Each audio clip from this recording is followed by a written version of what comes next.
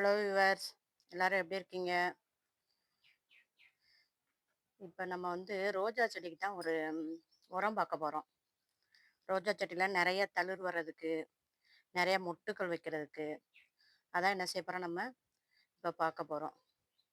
இங்கே பாருங்க, தேனீக்கள் அப்படியே ரவுண்ட் அடிச்சுக்கிட்டு இருக்காங்க. இந்த இப்போ தான் இதில் வந்து தேன் எடுத்துகிட்டு போச்சு.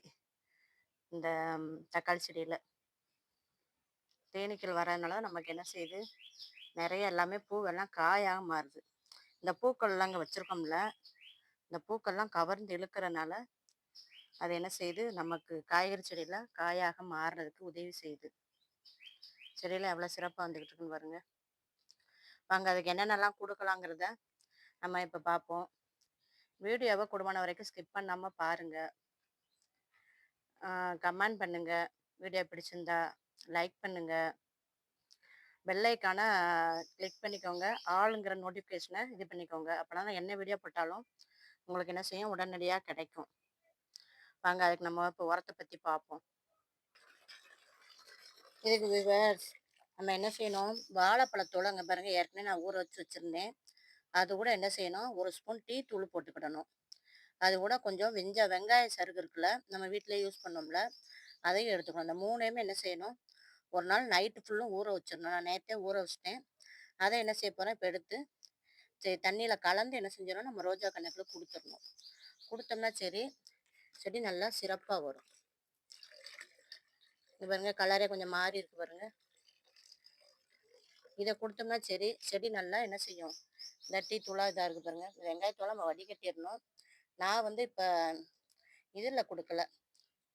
நம்ம என்ன செய்வோம், இந்த கேனில் ஊற்றி கொடுத்தா நம்ம எல்லாத்தையும் வடிகட்டிடணும். நம்ம என்ன செய்ய போகிறேன், சும்மா மோந்து தான் என்ன செய்ய போகிறேன், கப்புட்டு மோந்து தான் கோரி தான் கொடுக்க போகிறேன். அதனால் நம்ம இப்படியே என்ன செஞ்சலாம், அப்படியே ஊற்றிக்கிடலாம். இங்கே பாருங்கள் விவர்ஸ், எவ்வளோ தளிர் அடிச்சிருக்குன்னு பாருங்கள். இந்த இந்த இந்த தளிர் எல்லாத்துலேயுமே என்ன செய்யணும், மொட்டு இன்னும் வர ஆரம்பிக்கலை. மொட்டு வர்றதுக்கு தான் இந்த இவ்வளோ நீளம் பேருக்கு இன்னும் மொட்டு வரலை. மொட்டு வர்றதுக்கு தான் இந்த உரத்தை என்ன செய்ய போகிறோம், நம்ம இப்போ கொடுத்து விட போகிறோம். கொடுத்தோம்னா சரி, டக்குன்னு என்ன செய்ய மொட்டு வைக்கும். நமக்கு ரோஜா கன்று தளிர் அடித்தா போதும், அதில் மொட்டு வைக்கணும்ல, அதுக்கு தான் இந்த ஃபெர்டிலைசர். அதனால் நீங்கள் இதை வந்து ஃபாலோ பண்ணுங்க. இதெல்லாம் வீட்டிலேயே கிடைக்கக்கூடியது. வாழைப்பழத்தூள் நம்ம வீட்டிலேயே இருக்கும், சாப்பிட்டுட்டு வச்சுருப்போம். வெங்காயத்தூள் நம்ம அன்றாட யூஸ் பண்ணுவோம். அதுபோக டீ தூள் நம்ம வீட்டிலேயே இருக்கும். அது வந்து ராவாக போட்டுக்கோங்க. நம்ம டீயில் போட்டதுனாக்கும் 2 நாள் எடுத்து வெயிலில் காய வச்சு போடணும். இல்லைன்னா ராவாக இருக்கா நம்ம என்ன செய்யலாம், அப்படியே என்ன செஞ்சு விட்டுலாம், போட்டு விட்டுறலாம். இது எல்லா வகை பூச்செடிக்கும் கொடுக்கலாம். செம்பருத்தி செடிக்கு, மல்லிகைப்பூ செடிக்கு, எல்லா செடிக்குமே என்ன செய்யலாம், இதாக கொடுக்கலாம். சிறப்பாக இருக்கும். நேற்று மழை பெஞ்சனால கொஞ்சம் கொஞ்சம் தான் நான் கொடுக்குறேன். நேற்று நல்ல மழை, கொஞ்சம் கொஞ்சம், ஏன்னா வெளியே தண்ணி வராத அளவுக்கு கொடுக்கணும். அப்புறம் இந்த உரம் வந்து வேஸ்ட்டாக போயிடும். இந்த ரோஜா பூனை நட்டிலிருந்து இன்னும் மொட்டு வைக்கலை, தளிர் அடிக்கலை. இதை கொடுத்தோம்னா சரி, அடுத்தாப்புல நம்ம என்ன செய்யும், நிறைய மொட்டுக்கள் வைக்கும். அதுக்கு தான் இந்த ஃபெர்டிலைசர் ரெடி பண்ணியிருக்கு. நீங்களும் அதனால் ரோஜா கன்று, மல்லிகைப்பூ கன்று எது இருந்தாலும் இதை என்ன செய்யுங்க, நீங்கள் இது பண்ணி கொடுங்க, சிறப்பாக இருக்கும். இந்த மல்லிகைப்பூ செடிக்கு வெயில் அடிக்கிறக்கா இங்கே இந்த பக்கம் தூக்கி வச்சுருக்கேன். அதுக்கு என்ன செஞ்சு விட்ருவோம், நம்ம கொடுத்து விட்ருவோம். வெயில் லேசாக அடிச்சிச்சு, திருப்பி மூடாக்கு போடுது. வெயிலில் வைக்கிறனால அங்கே பாருங்கள் மொட்டுக்கள் வருது பாருங்கள். செடி நல்லா சிறப்பாகவும் இருக்குது.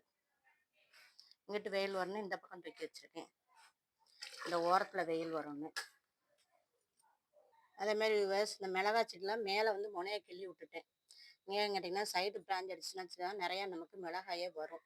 இல்லை என்ன செய்யும், ஒரு ஆள் உயரம் வளர்ந்துரும், நமக்கு காய்கள் கொடுக்காது. அதுக்காக தான் நம்ம இதை இது பண்ணுறோம். இங்கே பாருங்கள் விவர்ஸ், எனக்கு பீட்ரூட் தண்ணி ஊற்றுறோம்ல, ரோஸ் எவ்வளோ நல்ல கலராக இருக்கும் பாருங்கள், எவ்வளோ சூப்பராக இருக்கும் பாருங்கள். இதுக்கு என்ன செஞ்சு விட்ருவோம், நம்ம இந்த தண்ணியவே ஊற்றி விட்ருவோம். நேற்று மழை பெஞ்சனால கொஞ்சமாக ஊற்றினா போதும். இந்த கனகாம்பரம் இந்த வெயிலில் வச்சோடனே மஞ்சள் கனகாம்பரம் கொஞ்சம் சூப்பராக வருது. இந்த செவந்தியும் வருது. இதில் ஒரு மயில் மாணிக்கம் வருது பாருங்க. எப்போ போட்ட விதைன்னு தெரியல, ஒன்று முளைக்குது. இதை எடுத்து வேற இதெல்லாம் நட்டு விடணும். சூப்பராக வருதுன்னு பாருங்க. கனகாம்பரம் நல்லா 4 பூ பூத்துச்சுங்கிட்டு வச்சோடனே வெயில் கொஞ்சம் அடிக்குமா அந்த இடத்துல, அதுலேயுமே சிறப்பாக வந்துடுச்சு. அதே மாதிரி கத்திரிக்காய் இலை கொஞ்சம் இதாக இருந்துச்சுன்னா சரி, அந்த இலையை என்ன செஞ்சு விட்டுருங்க, கிள்ளி விட்டுருங்க. கிள்ளி விட்டீங்கன்னா அடுத்தாப்புல புது இலை வரும். இந்த பாருங்க எப்படி இருக்குன்னு பாருங்க. ஒரு மாதிரி டாட் டாட்டாக வரும்.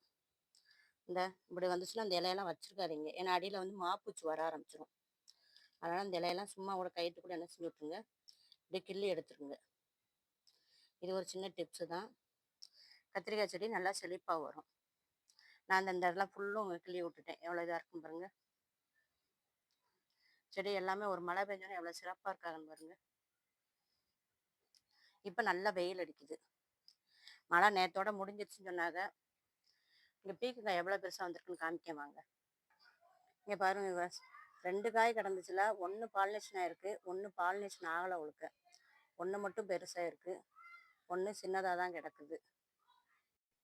இங்கிட்ட ஒரு பீக்கங்காய் கிடக்கணும்ல, அதுவும் சின்னதாக தான் இருக்குது. காயா பெருசாக ஆகுதா என்னன்னு தெரியலை. நம்ம பொறுத்திருந்து பார்ப்போம். நேற்று மழையில் விவர்ஸ் இந்த வெந்தயத்தை கீரை ஃபுல்லும் எடுத்துட்டேன். எல்லாம் சாஞ்சிருச்சு. அதுலேயும் ஒரு இங்கே பாருங்க, இது ஒரு பாவக்காய் கொடி வந்திருக்கு, பாவச்செடி. இதே எடுத்து என்ன செய்யணும், தரையில் மாட்டிடணும். இந்த கீரை தப்பிச்சிருச்சு. ஏன் கேட்டிங்கன்னா மேலே வந்து ஸ்லாஃப் இருக்குது. மேலே பாருங்க, இந்த ஸ்லாஃப் கீழே இருக்கனால இந்த கீரை அரைக்கீரை தப்பிச்சிருச்சு. உருளைக்கிழங்குங்க பாருங்க, ஒரு மலையில் எவ்வளோ வேகமாக வளர்ந்துருக்காங்கன்னு பாருங்க. எவ்வளோ வளர்ச்சி சூப்பராக இருக்குன்னு பாருங்க. 2 பொன்னாங்கண்ணி கீரையும் பாருங்க, எவ்வளோ நல்லா வளர்ந்துருக்குங்க. அதுக்குள்ளே ஒரு தக்காளி செடி வர்றாங்க, அதை பிடுங்கி போடணும். ஒரு மழை பெஞ்சோன்னே எல்லாமே என்ன செய்யுது, நல்லா சிறப்பாக வந்துருச்சு. வீடியோ பிடிச்சா லைக் பண்ணுங்கள், சப்ஸ்கிரைப் பண்ணுங்கள் ஜோதி ஃபார்மிங்க. இந்த பாவக்காய் கொஞ்சம் பெருசாகுது பாருங்க அடுத்தாப்புல. இந்த இதில் நிறைய வரிசையாக பாவக்காய் கிடக்கு, குட்டி குட்டியாக கிடக்குது. இந்த கீழேயும் பாவக்காய் கொடி நிறையா வச்சு விட்ருக்கேன். இங்கிட்டும் 2 வச்சுருக்கேன். வெறும் பாவக்காய் வாரம்னு சொல்லி ஒரு வாரம் ஃபுல்லும் பாவக்காயாக தான் வரப்போகுதுன்னு நினைக்கேன். இங்கிட்ட ஃபுல்லும் தக்காளி நல்லா வர்றாங்க. எல்லாமே நல்லா சிறப்பாக இருக்குது. தேங்க்யூ.